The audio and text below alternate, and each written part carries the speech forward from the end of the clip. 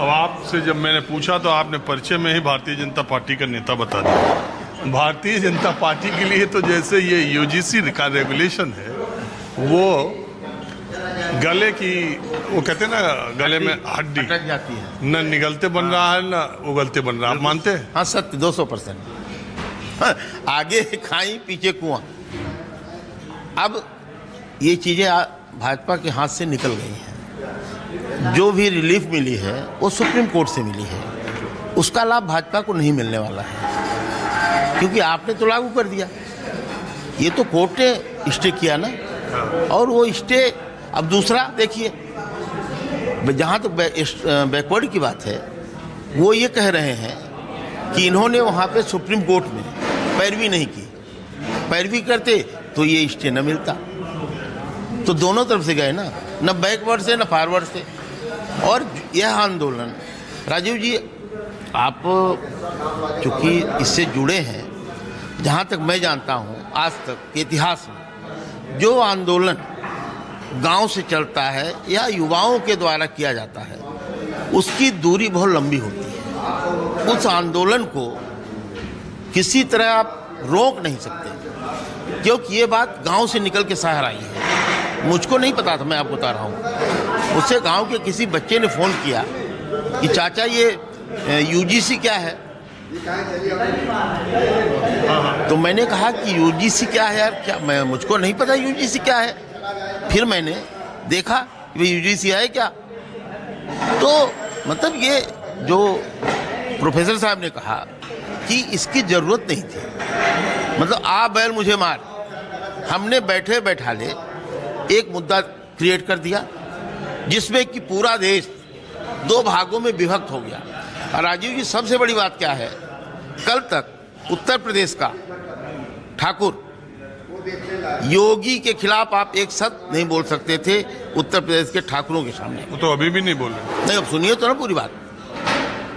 इस मुद्दे पे, यूजीसी के मुद्दे पे सबसे पहले करणी सेना कौन है आपको पता है अच्छी तरह से, ब्रिजभूषण शरण कौन है आपको पता है, राजा भैया कौन है आपको पता है। ये अगुवाई कर रहे हैं इस आंदोलन की, ये साथ में खड़े हैं कि हम आपके साथ खड़े हैं। लेकिन वो गुस्सा जो आप कह रहे हैं या वो नाराजगी जो है लोगों की योगी सरकार के लिए, ये तो केंद्र सरकार का मामला है या यूजीसी केंद्र से इसमें योगी जी तो लोग बड़ा, योगी जी भाजपा के मुख्यमंत्री हैं, योगी जी खुद मुख्यमंत्री नहीं है। वोट जो घटेगा वो भाजपा का घटेगा, तो नुकसान योगी जी का भी होगा। हम ये नहीं मान सकते कि आप नाम क्या बताया था, भूल गया। विद्यासागर पांडे। विद्यासागर पांडे जी, ये आपके अधिवक्ता भी हूँ। आपके भीतर का पांडे जी बोल रहे हैं या भारतीय जनता पार्टी के नेता बोल रहे हैं? पहले ये बताओ। मैं सत्य बोल रहा हूँ, जो फैक्ट मुझको दिखाई पड़ रहा है। और इसके पहले चेयर दे दीजिए। राजीव जी इसके पहले आप आए थे और मैंने ही इंटरव्यू दिया था योगी जी के चुनाव के पहले। आपको याद होगा कि मैंने ये कहा था कि कोई मुद्दा नहीं है, केवल law and order, law and order, law and order. ये आपको याद होगी ये बात, मैंने यही सब कहा था। अब जो चुनाव होगा कोई मुद्दा नहीं होगा, यूजीसी यूजीसी यूजीसी, इसको कोई रोक नहीं सकता, चाहे वो सुप्रीम कोर्ट से खारिज होगा तो भी और लागू होगा तो। वो आप ये कह रहे हैं 27 के चुनाव का सबसे बड़ा मुद्दा, तो 100% ये मुद्दा होगा, इसको कोई रोक नहीं सकता। जो चीज़ आप किसको किसको समझाएंगे, आप एक ऐसे व्यक्ति को समझा सकते हैं जो मैच्योर्ड है। बच्चे जो यूनिवर्सिटी में पढ़ रहे हैं वो मैच्योर्ड नहीं है, उनको ये लग रहा है कि हमारे साथ इतना बड़ा अन्याय है। अभी हम एक बात बताइए, इस देश में 1991 में सरकारी नौकरियों में ओबीसी को आरक्षण दिया गया। इस देश में 2004 के बाद उच्च शिक्षा संस्थानों में ओबीसी को आरक्षण दिया गया। नौकरी में 50% आरक्षण, पढ़ाई में 50% आरक्षण।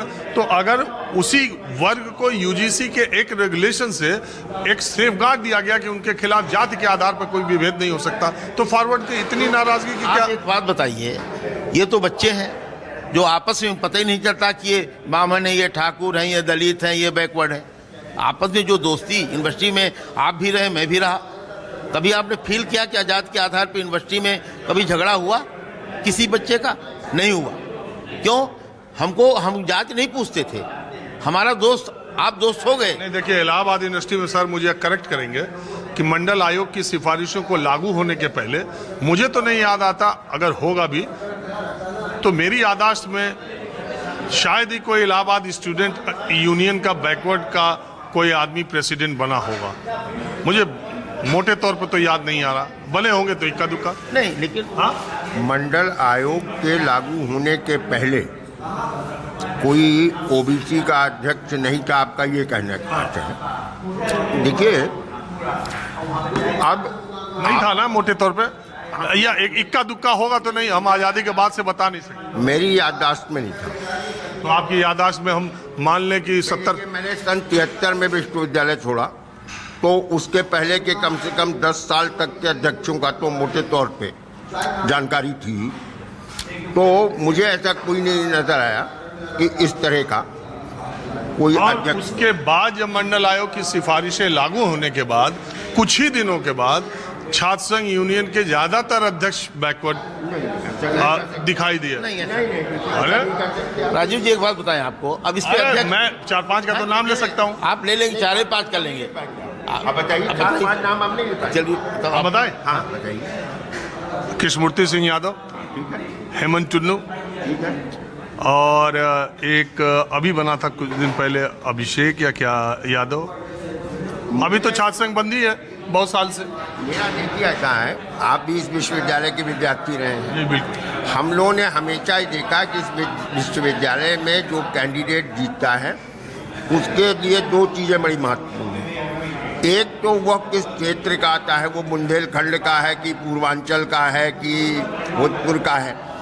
तो जिस क्षेत्र के विद्यार्थी सब ज़्यादा संगठित हैं उसका अगर नेता है, और दूसरा वो किस यूथ विंग से लड़ रहा है। देखिए जब समाजवादी आंदोलन आया तो आप ये देखेंगे कि 10 साल तक SYS का जो कैंडिडेट था वही चुनाव जीतता था। समाजवादी युवजन सभा जो है सबसे मजबूत छात्र संगठन था। जितने भी अध्यक्ष हैं, चाहे आप श्याम कृष्ण पांडे का नाम लें, बहुत दिन बाद अरुण कुमार सिंह मुन्ना ने वो परंपरा तोड़ी क्योंकि वो NSUI के थे, कांग्रेस बैकग्राउंड के थे। अभी बात करते हैं, नहीं बात कर लीजिए। हाँ, तो अब मैं आपसे देखिए, मैं इसी पे यूनिवर्सिटी के प्रेसिडेंट पे हम तोड़ेंगे।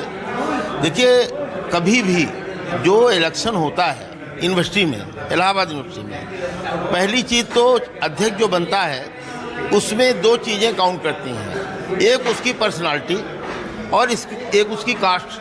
हाँ, कास्ट। आपको एक चीज़ ये मालूम है कि मंडल के पहले नहीं, अच्छा जो छोड़िए, हम बहुत इतिहास में नहीं जाना चाहता, भविष्य की बात बताइए। एक बात और आपसे पूछूंगा, ये UGC और ये स्वामी अवधूतमेश्वरानंद, ये दो केस होने के बाद क्या ब्राह्मण राजपूत का बीजेपी या समाज में इसकी भी चर्चा ज़्यादा होने लगी है? हाँ, देखिए 90% लोग अभी मुक्तेश्वरानंद को ये मान रहे हैं कि योगी जी ने गलत किया है। मेरा अपना पर्सनल अगर आप व्यू लेंगे तो मैं नहीं मानता कि ये गलत किया गया। क्यों? कि वास्तव में वो शंकराचार्य नहीं है, वो फर्जी शंकराचार्य बने हुए हैं।